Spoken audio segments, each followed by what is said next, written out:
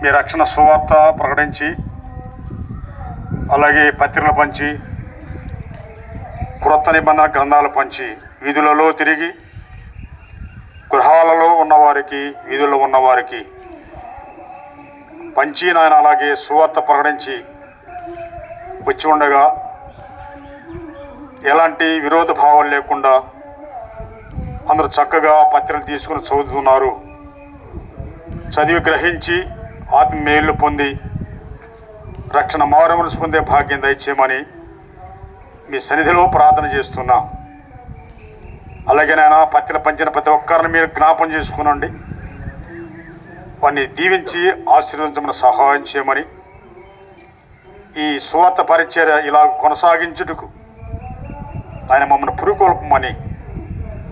ఎందుకంటే అనేక మంది నశించిన నరకాగ్ని వెళుతుండగా కొందరైనా ఈ మాటలు ఆలకించి నిజమైన రక్షకుడు ఎవరో తెలుసుకొని అలాగే పరలోక భాగ్యం పొందుకొని ఆ భాగ్యాన్ని వారు అనుగ్రహించమని సహాయం చేయమని, కృపను చూపమని, ఈ పరిచర్యలో పాల్గొన్న ప్రతి ఒక్కరిని మీరు జ్ఞాపం చేసుకోమని సహాయం చేయమని, ఈ మనవులను రక్షకుడును మా ప్రాణనాథుడును వాక్యమైన ప్రభువైన యేసుక్రీస్తు నామమున ప్రార్థన చేసి వేడుకొనుచున్నాము తండ్రి.